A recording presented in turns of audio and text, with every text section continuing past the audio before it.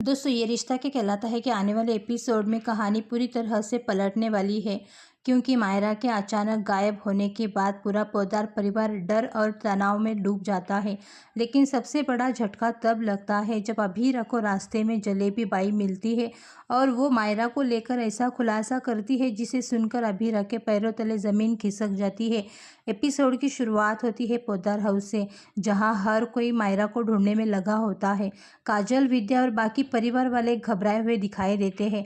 तभी अरमान जल्दी जल्दी घर में आता है और पूछता है मायरा मिली क्या, लेकिन किसी के पास कोई जवाब नहीं होता। तभी दादी सा रोते हुए कहती है कि मायरा सुबह से कहीं दिखाई नहीं दी, उसका फ़ोन भी बंद आ रहा है। ये सुनते ही अबीरा के चेहरे का रंग उड़ जाता है, क्योंकि उसे सुबह मायरा थोड़ी परेशान लगी थी।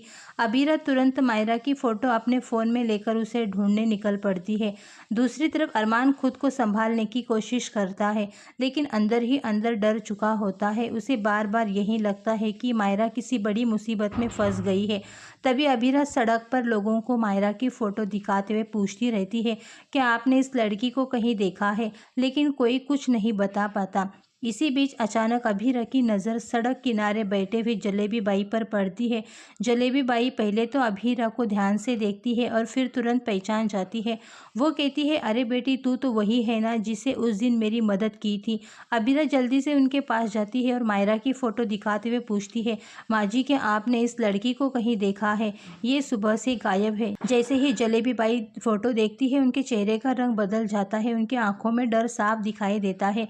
अबीरा घबरा जाती है और पूछती है, क्या हुआ, आप कुछ जानती है क्या? तभी जलेबी बाई कांपती आवाज़ में कहती है, बेटी, ये लड़की गायब नहीं हुई है। अबीरा तुरंत पूछती है, मतलब?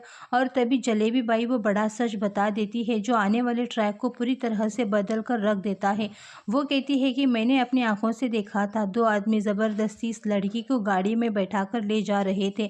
वो मदद के लिए चिल्ला रही थी। ये सुनते ही अबीरा के होश उड़ जाते हैं, उसके हाथ कांपने लगते हैं। अबीरा डरते हुए पूछती है, आपने नंबर देखा था गाड़ी का? जलेबी बाई कहती है, पूरा नंबर तो नहीं, लेकिन गाड़ी काली थी और उस लाल रंग का स्टिकर लगा था। पर अबीरा को पूरा यकीन हो जाता है कि मायरा का किडनैप हुआ है। तभी अबीरा तुरंत अरमान को फ़ोन करती है और रोते हुए कहती है, अरमान, मायरा गायब हुई है, उसका किडनैप हुआ है। ये फ़ोन देखते ही अरमान के पैरों तले ज़मीन खिसक जाती है और वो ज़ोर से पूछता है, क्या बोल रही हो अबीरा?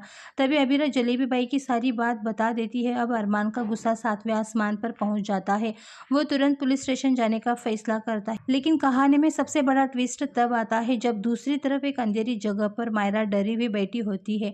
उसके हाथ बंधे होते हैं और सामने बड़ा शख्स कहता है, अब देखता हूँ पोद्दार परिवार तुम्हें कैसे बचाता है।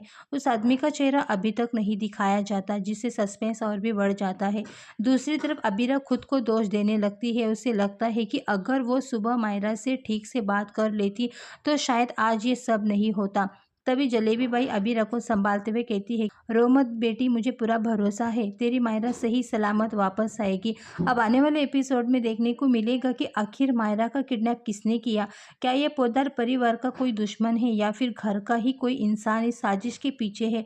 और सबसे बड़ा सवाल, क्या अबीर और अरमान सही समय पर मायरा को बचा पाएंगे? फिलहाल दोस्तों, आप लोग कितने ज़्यादा एक्साइटेड हैं आने वाले अपकमिंग एपिसोड देखने के लिए? अपनी राय कमेंट करके ज़रूर बताना।